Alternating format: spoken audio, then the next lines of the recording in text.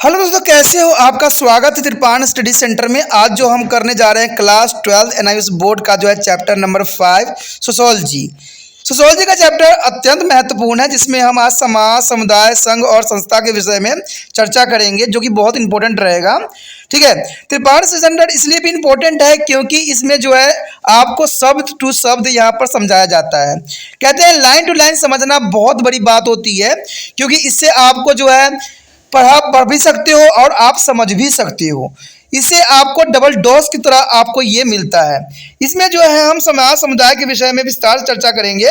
ठीक है, ये जो होगा टॉपिक कई मानने में कई क्लासों के बच्चों के लिए इंपॉर्टेंट रहेगा, चाहे वो एनआईएस बोर्ड के सोशोलॉजी के स्टूडेंट हो, चाहे वो सीबीएसई में पढ़ते हो, चाहे यूपी बिहार के बोर्ड के बच्चे हों। अगर उन्होंने सोशोलॉजी लिया हुआ है, अगर उनका सिलेबस समाज, समुदाय, संघ और संस्था है, तो ये टॉपिक उनके लिए अत्यंत महत्वपूर्ण होने वाला है। लेकिन आपको पता है कि टॉपिक स्टार्ट करने से पहले एक बात जो मैं हमेशा कहता हूं, जिसको आपको सोचना भी चाहिए, विचार भी करना चाहिए और अमल भी करना चाहिए, वो ये है कि जब भी वीडियो देखिए पूरा देखिए, क्योंकि अधूरा जानकारी सदैव खतरनाक होता है। साथ में एक इंपॉर्टेंट बात ये भी रहता है, अगर आप पहली बार वीडियो देख रहे हो तो लाइक शेयर सब्सक्राइब करना मत भूलना। क्योंकि दोस्तों लाइक कीजिएगा तो बनाने वाले का मनोबल बढ़ता है, सब्सक्राइब कीजिएगा तो इससे ये होता है कि जब भी मैं कोई वीडियो डालूंगा उसका नोटिफिकेशन आपको समय रहते मिल जाएगा। और देखिए शेयर का मतलब ये होता है कि आपके थ्रू न जाने किन बच्चों को हेल्प मिल जाए, ये आप भी नहीं जानोगे, इसलिए जो है आप शेयर जरूर करो। ठीक है, व्हाट्सएप स्टेटस पे भी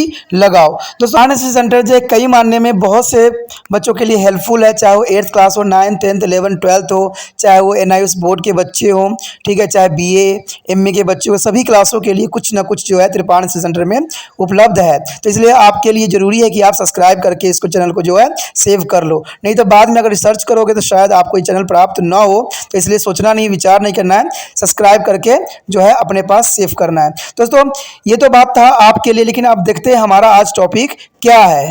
यहाँ पर जो है सबसे पहला प्रश्न तो यही आता है कि समाज क्या है, समाज क्या होती है। समाज दैनिक जीवन में प्रयुक्त एक विशिष्ट अर्थ वाला परिभाषित शब्द है। एक साधारण व्यक्ति समाज को सामान्यतः व्यक्तियों का समूह या समुच्चय के रूप में परिभाषित करता है, पर समाजशास्त्र में इस शब्द का अलग अर्थ में प्रयोग होता है। यह मात्र कई व्यक्तियों का संचालित संगठन नहीं है, यह उनके बीच बन रहे संबंधों के योग की ओर संकेत करता है। सामान्यतः अर्थ में समाज मूल जो है मृत वस्तुओं के रूप में समझा जाता है, यहाँ के समाजशास्त्र में यह अमूर्त अस्तित्व के रूप में समझा जाता है। यह एक जो है मानसिक संरचना है जिसे हम दैनिक जीवन में अनुभव भी कर सकते हैं किंतु देख नहीं सकते हैं। अपनी पुस्तक समाज में मैक्स वेबर और पेज परिभाषित करते हुए कहते हैं कि समाज अनेक समूह अथवा प्रतिभागों, मानवीय व्यवहार तथा जो है अनुमक्ताओं के नियंत्रण के प्रयुक्त एवं अधिकारों की प्रविधि और पारंपरिक सहायता की एक पद्धति है। इसे निरंतर जो है परिवर्तनशील जटिल पद्धतियों को ही हम समाज कह सकते हैं। यानी इन सभी जो है थिंकनर्स ने बहुत अच्छी बात बताई है कि समाज जो होती है एक प्रक्रियाएं होती है जिसमें अंतक्रियाएं होती रहती है। कई साइंटिस्टों ने साफ शब्दों में कहा है कि सामाजिक संबंधों का जाल होता है, यानी समाज जो होता है संबंधों का जाल होता है, यानी वेब ऑफ रिलेशनशिप, और यह निरंतर गतिशील और परिवर्तनशील होते हैं। कहते हैं समाज में ये जो है अपना बदलता हुआ प्रतिरूप दिखाते ही रहते हैं, इसलिए समाज जो होती है संबंधों का जाल है। ठीक है, और ये नियंत्रण जो होते हैं गतिशील रहते ही रहते हैं। इस परिभाषा से जो है प्रतिभाषित होती है कि समाज सामाजिक संबंधों का एक सही जाल है और एक व्यक्ति दूसरे से विवाह, पड़ोस, जाति, पेशा, धर्म, राजनीतिक दल और सामान्य समूह, मित्र समूह आदि संबंधों से संबंधित होते हैं। यानी आज देखा जाए तो हर व्यक्ति कोई न कोई रूप से एक दूसरे से जो है जुड़े हुए हैं, चाहे वो विवाह हो, चाहे पड़ोस में हो, चाहे जाति हो, पेशा हो या धर्म हो, या राजनीतिक दल हो या सामान्य समूह हो, मित्र भी हो सकते हैं। तो ये सारे के सारे जो होते हैं एक दूसरे से किसी न किसी संबंध में जुड़े रहते हैं। इसलिए कहा जाता है कि समाज जो होता है संबंधों का जाल होता है, जिसमें कई प्रकार के संबंध देखने को आपको मिल जाएगा। तो ये परिभाषा बहुत ही उचित और जो है सार्थक है। फिर भी एक व्यक्ति उन विभिन्न बहुविधि संबंधों का अध्ययन से कई स्तरीय समूह का जो है अनिवार्य अंग बन जाता है, क्योंकि अगर वो समाज से जुड़ा हुआ है तो वो जो है किसी न किसी माध्यम से कोई ना कोई रूप से वो जरूर भी जो है समूहों का या स्तरीय का जो है अंग बन जाता है, यानी समाज का अंग बन ही जाता है। ये संबंध बिना उद्देश्य के नहीं होते हैं, कोई ना कोई उद्देश्य इसमें निहित होती है, बल्कि ये प्रतिरूप होते हैं। इसलिए समाजशास्त्री समाज को सामाजिक संबंधों के प्रतिरूप के रूप में परिभाषित भी करते हैं, जो इसके सदस्य को पारंपरिक अंत क्रियाओं से बनता है, यानी आपस में कोई ना कोई क्रियाएं होती रहती है, तभी तो संबंध जो है समाज जो है संबंधों का जाल है। अगर बात करें समाज के लक्ष्य की, तो कहते हैं व्यक्तियों की सामूहिकता ने एक लंबी कालावधि के दौरान समाज का निर्माण किया है और समाजशास्त्री ने समाज के कदलीपल लक्षणों को पहचाना है। वे बताते हैं कि एक 3 भागों में इसको विभक्त भी किया है, समानता और विभेदीकरण के रूप में। दूसरा जो था एक दूसरे पर आश्रित होना, ये समाज का लक्षण है और लक्ष्य भी है। संयोग तथा संघर्ष, ठीक है, तो ये काफ़ी मान्य है जो समाज में सदैव देखने को मिलता है। कहते हैं अगर पहला पॉइंट पे अगर हम बात करें तो कहते हैं पहले स्थान पर ऐसे व्यक्ति को संचरण होना चाहिए जो आपस में समानता की भावना का आदान प्रदान करते हों। कोई भी समाज तब तक अस्तित्व में नहीं आ सकती है जब तक उसके सदस्य आपस में एक दूसरे के एक सामान्य न समझते हों। परिवार के सदस्य और संबंध समूह एक ही गांव या नगर से संबंध रखने वाले लोग होते हैं और एक ही जाति के समुदाय में समानता इसी समानता की भावना बनी रहती है। फिर भी प्रथम समानता जो है मुखाकृत की होती है। मनुष्य पशुओं अन्य प्रजातियों से मिलकर जो है मानव समाज नहीं बन सकता है। फिर भी हम यह नहीं कह सकते हैं कि समाज विभेदीकरण को रेखित नहीं है। समाज के सदस्य एक दूसरे से जाति, वर्ग, पेशा और शिक्षा आदि में एक दूसरे से अलग समाज के सदस्य एक दूसरे से जाति, वर्ग, पेशे और शिक्षा आदि में एक दूसरे से अलग होते हैं। यहाँ तक कि परिवार के अंदर सभी सदस्य एक दूसरे से लिंग, आयु, व्यक्तित्व, दृष्टिकोण और व्यक्तिगत जो है पसंद में अलग ही होते हैं। हर व्यक्तियों की अपनी पसंद होती है, अपना एक लिंग होता है, अपना आयु होती है, अपनी व्यक्तित्व होती है। तो समाज में हर चीज़ देखने को आपको मिल जाता है। फिर भी वो अंतर एक दूसरे को इस तरह से जोड़ते हैं कि परिवार में स्थिरता बनी रहती है। इसी के सामान्य सिद्धांत बड़े ही समाज के लिए भी प्रयुक्त होती है, जहाँ विभेद समानताओं के अधीन होते हैं, जो सामाजिक सद्भाव बनाए रखने के लिए परम आवश्यक होती है। उसके पश्चात आता है अंतर्निर्भरता, यानी एक दूसरे पर आश्रित होना। तो समाज में ये बहुत ही इंपॉर्टेंट कार्य होता है जहाँ पर व्यक्ति एक दूसरे पर आश्रित होते हैं। समाज का दूसरा लक्षण यही होती है और समाज के सदस्य इसके सुचारू रूप से संचलन के लिए एक दूसरे पर आश्रित सदैव होते रहते हैं। एक पारंपरिक गांव में या आपके पड़ोस में विभिन्न जाति समूह के लोग दैनिक जीवन में एक दूसरे पर आश्रित होते हैं। उदाहरण के तौर पर अगर धोबी, बढ़ाई, मोची, लोहार, वन संचालक, ब्राह्मण, सफाई कर्मचारी सभी अपना काम करते हुए देखे जाते हैं, फिर भी एक दूसरे पर आश्रित होते हैं। कोई भी व्यक्ति अकेला ही सारा काम नहीं कर सकता है और इसलिए व्यक्ति समाज में अच्छी तरह से रहने के लिए एक दूसरे पर आश्रित होते भी है। इसलिए सबका जो है अपना एक महत्वपूर्ण योगदान समाज में पाया जाता है। यदि बात करें तीसरे पॉइंट की, तो इसमें यही बात आता है सहयोग समाज का अन्य आवश्यक लक्षण है। देखिए, सहयोग करना भी समाज के एक लक्षण होता है। कोई भी समाज तब तक अस्तित्व में नहीं आ सकता है या लगातार बनी रह सकता है जब तक इसके सदस्य एक दूसरे को सहायता न पहुंचाते हों। समाज के हर स्तर पर जो है सहयोग प्राप्त होती है, जैसे कि व्यक्तिगत आपसी संबंध, कहते हैं पति पत्नी और अन्य पारिवारिक सदस्यों के बीच या पड़ोसी के बीच हो सकता है, वृद्ध समाज के स्तर पर भी हो सकता है। और जैसा कि आप जानते ही हैं कि जब तक आप अपने भाई और बहन से सहयोग करते रहते हैं, आपको पारिवारिक मामलों में समस्या नहीं होती है। दूसरी तरफ आप जानते हैं कि संबंधों में टकराव का भी एक तत्व होती है। उदाहरण के लिए आप और आपका भाई आपके जो है अभिभावक द्वारा हाल ही में खरीदे गए कमीज के पसंद करते हैं और आपका भाई दोनों उसे पाने के लिए तर्क कर सकते हैं। फिर भी आपको अभिभावक जल्द ही इस टकराव का समाधान कर लेते हैं, यानी जो आपके परिवार के बुजुर्ग लोग होंगे, अभिभावक, वो बहुत ही अच्छे तरीके से उसको समाधान निकालेंगे। ठीक उसी तरह जैसे सहयोग और संघर्ष समाज में संबंधों को दर्शाते हैं। समाज के एक आवश्यक लक्षण के रूप में संघर्ष वित्त स्तर पर व्याख्यात किया जा सकता है। यदि समूह में व्यक्तियों के हित एक दूसरे से विपरीत हों तो उसको जो है संबंध टकराव की ओर मुड़ सकते हैं। एक जमींदार और भूमिहीन के बीच संघर्ष को इसी संदर्भ में देखा जा सकता है। फिर भी इनमें कोई संदेह नहीं है कि सहयोग हर तरह से अधिक महत्वपूर्ण होते हैं। उसके पश्चात अगला पॉइंट जो आता है समुदाय। देखिए समुदाय, समाज एक विचार है, समुदाय एक मूर्त अस्तित्व है। यानी समाज एक विचार है तो कह सकते हो कि समुदाय एक जो है मूर्त अस्तित्व है। समाजशास्त्रियों के अनुसार जब भी कभी किसी समूह का सदस्य छोटे हो या बड़ा इस तरह के साथ साथ रहते हैं कि वो सामान्य जीवन को जो है आधारभूत स्थितियों में सहभागिता करते हैं तो हम इस समूहों को समुदाय कहते हैं। इस तरह एक समुदाय एक भौगोलिक क्षेत्र में रहने वाले व्यक्तियों के समूहों को कहते हैं।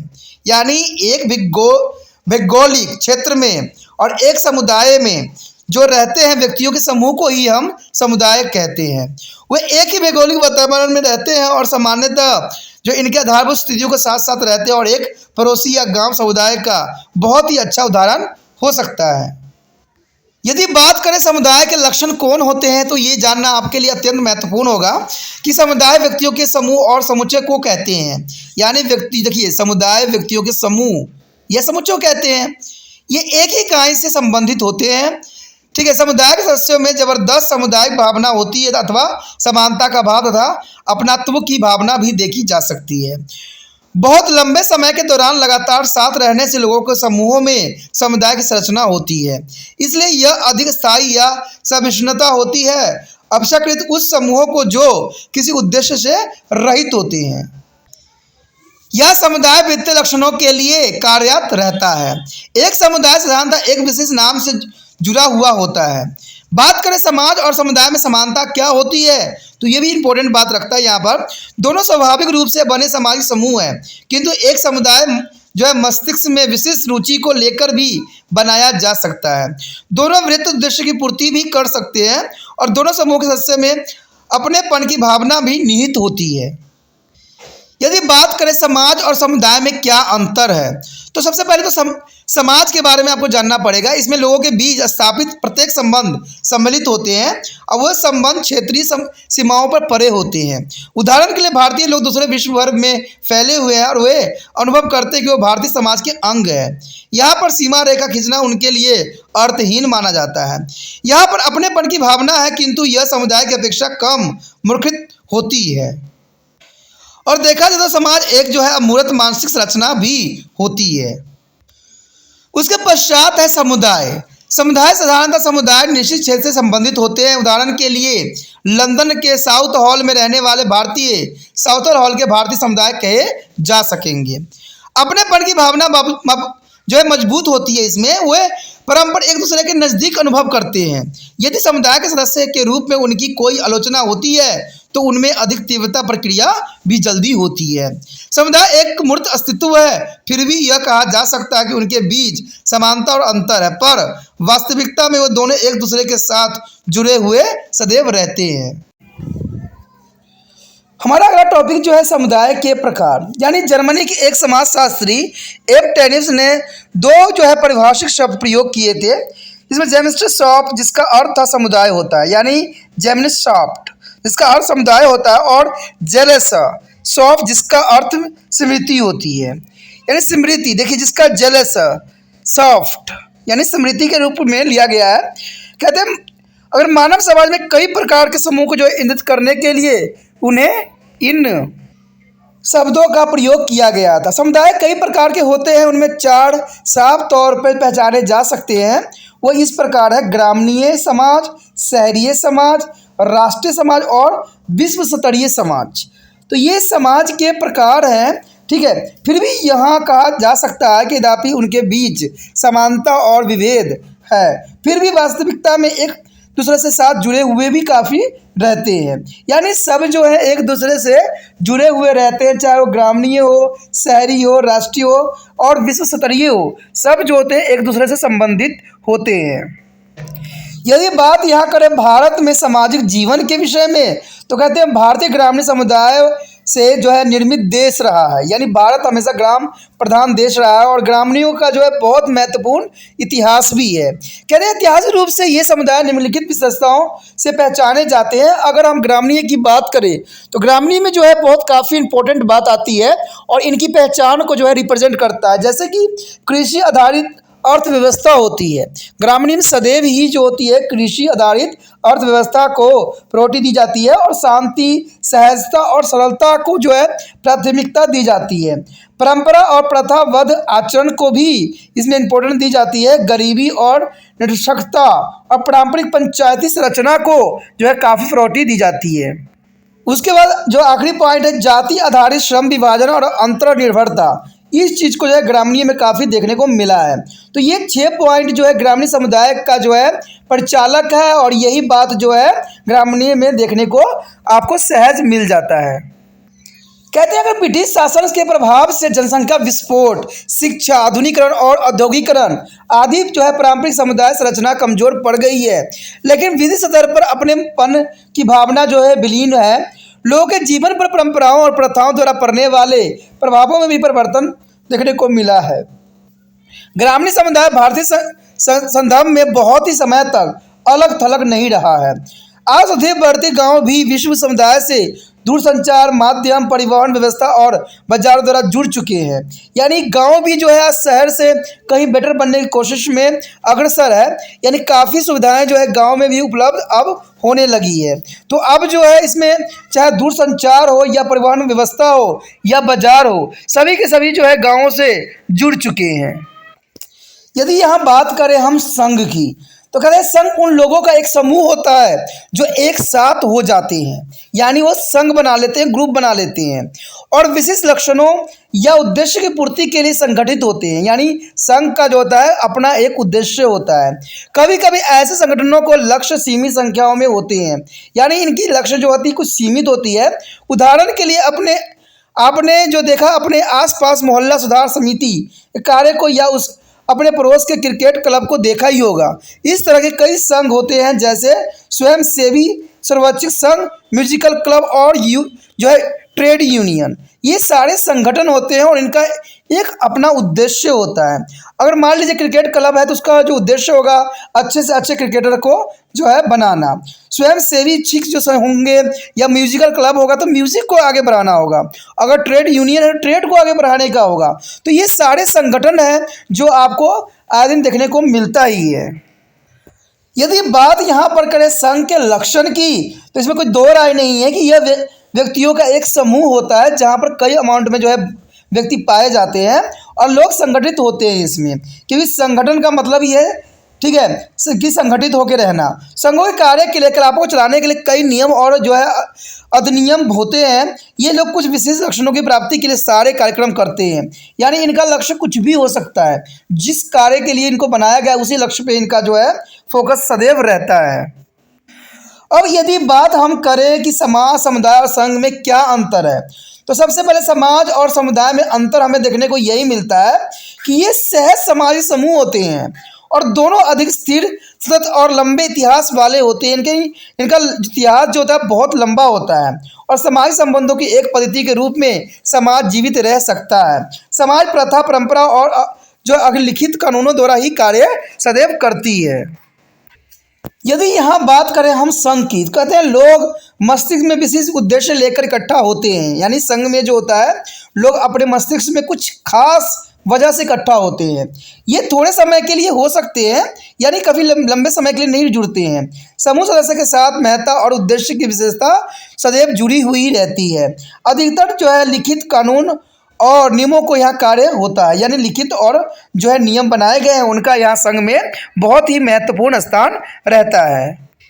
यदि बात हम करें संस्था की, तो संस्था, क्या आपको याद है कि हमने पहले समाज शब्द के साधारण और समाज शास्त्री के अर्थ के बीच अंतर करने की कोशिश किया था? उसी तरह ये सब संस्था की अवधारणाएं हमारे सामने भी आती है। हमारे आसपास दो अर्थ मौजूद होते हैं जो संस्था से जो संबंधित है। संस्था शब्द से लोग आमतौर पर संगठन का अर्थ समझ लेते हैं, लेकिन यहाँ संस्था का मतलब ये नहीं होता कि संगठन। उदाहरण के लिए तौर पर देखा जाए, चिकित्सालय और विद्यालय को एक संस्था कहते हैं, यानी चिकित्सालय और विद्यालय को संस्था के रूप में परिभाषित करते हैं। तो यहाँ पर कहते हैं फिर भी जो है समाज शास्त्र में संस्था का अर्थ अलग है।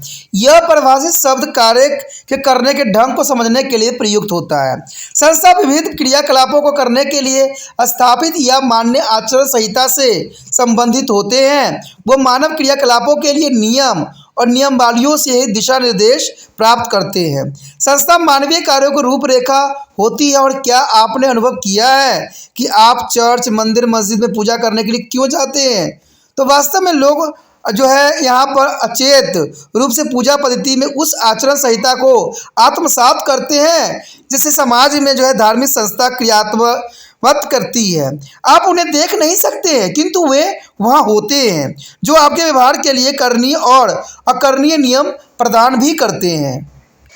कहते हैं कि प्रत्येक संगठन में कुछ प्रयोग, नियम और प्रक्रियाएं होती है। प्रक्रियाओं के ये रूप संस्थाएं कहलाती है। ये समाज के द्वारा पहचाने और स्वीकार किए भी जाते हैं और वे व्यक्ति और समूह के बीच संबंधों को व्यवस्थित भी करते हैं। यदि नियम और प्रक्रिया संस्था कहलाती है तब व्यक्ति स्वयं संघ के संबंधित होते हैं। तो आपको समझ में आ गया होगा कि नियम और प्रक्रियाएं संस्था कहलाती है। याद रखना दोस्तों कि नियम और जो प्रक्रियाएं होती है वो सदैव संस्था कहलाती है जब व्यक्ति स्वयं संघ से संबंधित होते हैं। इसलिए संघ और संस्था के बीच में अंतर में से एक अंतर यह होता है कि प्रथम नियम और प्रक्रिया का प्रतिनिधित्व करता है जो दूसरा मानवीय घटक का प्रतिनिधित्व करता है। यदि बात करें, पति और पत्नी दोनों मिलकर एक परिवार के स्वरूप होते हैं। यानी पति पत्नी का दोनों का जो है परिवार का एक स्वरूप तैयार करते हैं जो संघ का एक उदाहरण हो सकता है। यानी एक संघ है, पति पत्नी जो होते हैं परिवार का स्वरूप तैयार करते हैं तो वो संघ कहलाते हैं। और उनके पास बच्चे होते हैं और वह सामाजिक कर्तव्य को सतत निभाते रहते हैं। किंतु परिवार किस प्रकार संचालित होता है यह विश्व स्तर पर समाज की स्थानीय संरचना पर निर्भर करता है, जिसका यह अर्थ होता है कि चीज़ों को करने के तरीके कौन कौन से हैं। इसलिए परिवार के सदस्यों को एक दूसरे के प्रति आचरण में एक प्रतिमान रखना होता है, जिसे आप दूसरे परिवार में भी देख सकते हो। उदाहरण के लिए यह आदर्श है कि अभिभावक बच्चों के साथ तथा एक दूसरे के साथ किस प्रकार जो है आचरण करते हैं। जब आप समझ सकते हैं कि एक विद्यालय, संघ और संस्था दोनों कैसे हो सकता है, इसका मतलब यह हुआ कि विद्यालय विशेष उद्देश्य को लेकर अस्तित्व में आता है किंतु समाज में विद्यालय की भूमिका और प्रकार्य एक संस्था की होती है। यानी समाज में देखिए विद्यालय का जो है तो होता है भूमिका प्रकार्य एक संस्था के रूप में होती है। इसका अर्थ यह है कि विद्यालय के माध्यम से हम समाज में क्या करें और क्या न करें आत्मसात करते हैं। इसलिए इन उदाहरणों से हम पाते हैं कि साधारणतः संघ को कुछ स्वरूप होते हैं जिसे वह ठोस आकार ले सकता है, फिर भी संस्था को ठोस रूप नहीं होते हैं, वो सदैव ही अमूर्त होते हैं। कहते हैं कुछ समाज शास्त्र के अनुसार संस्थाएं समाज के मूल अंग हैं, तो वह सभी संस्कृतियों और समाजों में सदैव ही पाई जाती है। कुछ संस्थाएं समाज के अस्तित्व की आधारशिला होते हैं। इन्हीं को ही हम अगर कहें तो समाजशास्त्री जो है प्राथमिक संस्था के रूप में इसको परिभाषित करने की कोशिश सदैव करते हैं। सभी समाजों में ये प्राथमिक संस्थाएं पाई जाती है और वो संख्या में 6 है। यानी 6 रूप से जो है यहाँ पर देखने को आपको मिलेगा। इसमें पहला जो है आर्थिक संस्था जैसे कि कृषि, उद्योग या कोई अन्य व्यवसाय हो सकता है। दूसरा जो है सामाजिक संस्थाएं यानी जैसे कि परिवार, विवाह और रिश्तेदारी, ये सामाजिक संस्था के अंतर्गत आता है। तीसरा जो है राजनीतिक संस्था है, ठीक है। और चौथा जो है शिक्षा एवं सामाजिकरण है। पांचवा धर्म और छठवां जो आता है अभिव्यक्त संस्था जैसे संगीत, नृत्य, ललिता कलाएं और साहित्य आदि हुए सभी मानव समाजों में पाई जाती है। यहाँ पर दिख रहे एक आपको जो है रूपरेखा से आपको ये बात क्लियर हो जाएगी कि संस्थाएं किस किस के लिए उत्तरदायी है। आपको पता है संस्था के रिगार्डिंग धर्म भी आता है तो अर्थव्यवस्था भी आती है। अगर राजनीतिक आती है तो इसमें शिक्षा और सामाजिकरण को भी जो है प्रायोरिटी दी जाती है। अगर संस्थाएं जो होती कला, संगीत, नृत्य, अभिव्यंजक संस्थाएं सभी चीज़ों को सम्मिलित किया जाता है। तो साथ में सामाजिक संस्थाएं, रिश्तेदारी, विवाह, परिवार, इन सबको जो है निहित किया जाता है। यानी संस्थाएं इन सभी के लेकर ही बनता है, चाहे वो धर्म हो, चाहे अर्थव्यवस्था हो, राजनीतिक हो, कला, संगीत, नृत्य, या शिक्षा समाजीकरण हो या सामाजिक संस्थाएं जैसे नातेदारी, विवाह, परिवार, तो इन सबको ही हम संस्था का नाम देते हैं। इसलिए इन सब बातों को जानने के पश्चात एक बात तो यहाँ पर निष्कर्ष के रूप में निकल ही चुका है कि संस्थाएं सभी समाज और संस्कृति के सामाजिक जीवन के मानक कार्य प्रणाली को यहाँ प्रस्तुत करता है। तो इसी के साथ हमारा ये टॉपिक जो था बहुत ही अच्छा था, इंटरेस्टिंग था और बहुत ही मज़ेदार था, जिसको आपको समझना बहुत ही आसान हो जाएगा, क्योंकि ये लाइन टू लाइन शब्द जो आप समझोगे या पढ़ोगे तो आपको जो है बहुत अच्छा इससे जो है नॉलेज मिलेगी। तो अगर आपको ये नॉलेज मिलती है तो आपको सिर्फ इतना कार्य करना है कि ये वीडियो दूसरे बच्चे तक भी पहुँचे और उनको भी जो है सुचारू रूप से समझ में आए। तो ये करना ज़रूरी है, क्योंकि मुझे सिर्फ देखिए, कहते हैं ना, एक व्यक्ति अगर समझदार हो जाता है तो पूरा देश समझदार नहीं हो सकता है।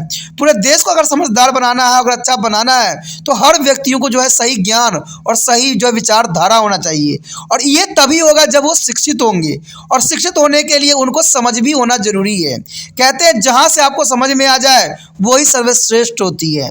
ठीक है, तो अगर आपको समझ में आ रहा है तो आप जितना हो सके दूसरे बच्चों के साथ भी इस वीडियो को शेयर कीजिए, जिससे दूसरे व्यक्ति भी इससे लाभान्वित हो सके, क्योंकि आपको पता ही है कि कहते हैं जग कल्याण ही सबसे इम्पोर्टेंट होता है और इसको हर एक व्यक्ति को समझना चाहिए। ठीक है, इसलिए आपको कोई मेहनत करने की ज़रूरत नहीं है, इसको प्रचार करने की आवश्यकता नहीं है।